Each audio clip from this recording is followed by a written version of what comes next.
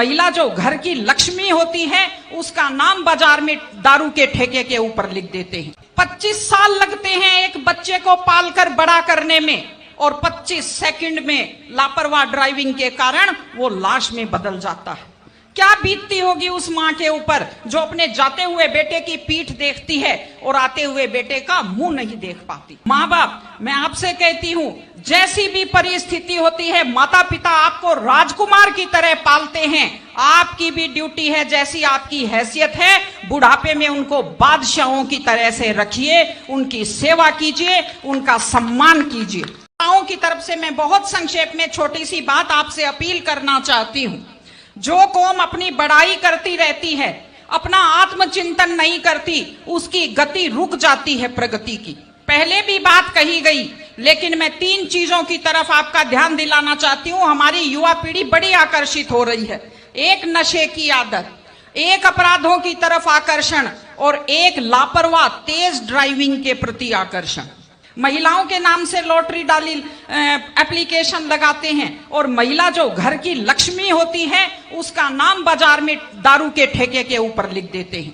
एक खास चीज जो मैंने देखी बड़ी नकारात्मक, अपनी अपनी जाति के अपराधियों का पक्ष लेना शुरू कर दिया है। सबने पितर बना दिया है अपनी अपनी जाति के अपराधियों को। ये अपराधी खुद बर्बाद होते हैं और अपने पीछे पूरी युवा पीढ़ी को बर्बाद करते हैं।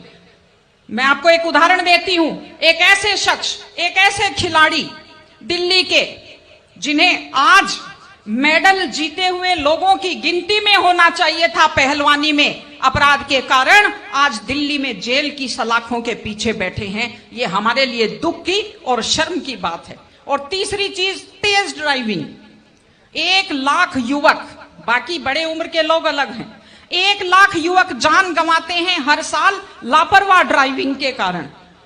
आप सोचिए, 25 साल लगते हैं एक बच्चे को पालकर बड़ा करने में और 25 सेकंड में लापरवाह ड्राइविंग के कारण वो लाश में बदल जाता है। क्या बीतती होगी उस मां के ऊपर जो अपने जाते हुए बेटे की पीठ देखती है और आते हुए बेटे का मुंह नहीं देख पाती।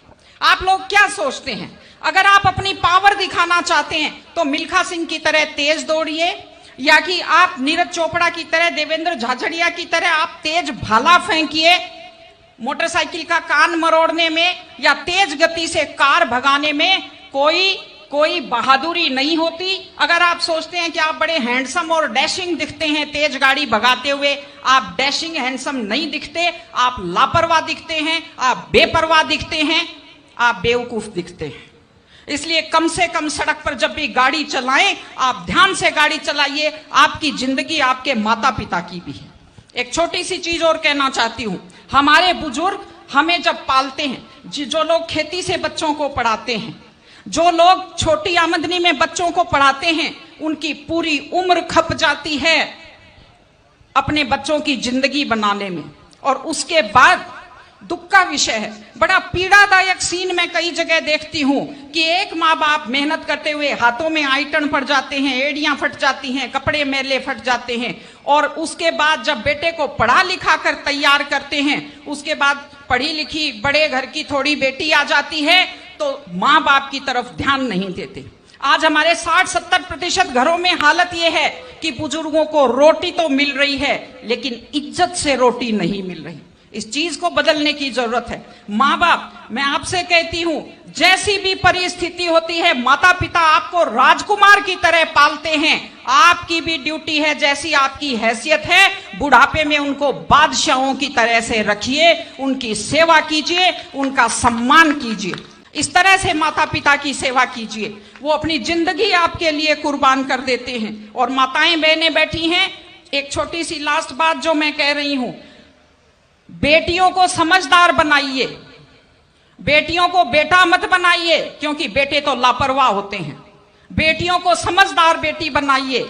जब वो घर से बाहर जाती है तो उसको समझाइए कि वो साथ अपने घर की इज्जत लेकर के जाती है। बेटियों को समझाइए कि कैसे लोग मीठी मीठी बातों का जाल लेकर शिकारियों की तरह से घूमते हैं। और अपनी बेटी को संस्कार दीजिए कि वो जिस घर में जाए अपने सास ससुर की सेवा करे। आजकल मैंने नया ट्रेंड देखा है, बेटियां माँ मम्मी की तो बहुत चिंता करती है लेकिन सास की चिंता नहीं करती हैं। ये गलत चीज है। औरत घर की धुरी होती है। अगर वृद्ध लोगों की चिंता नहीं करेंगे तो हमारे वृद्ध लोगों को सुरक्षा कैसे मिलेगी, उन्हें सम्मान कैसे मिलेगा, इनकी जिंदगी खुश कैसे होगी। इसलिए कोई भी कौम तभी आगे बढ़ती है जब वो संस्कारवान हो, जब वो मेहनती हो, जब वो शिक्षा पर ध्यान दे। हमने ये सब किया है। मैं आपको बधाई देती हूं।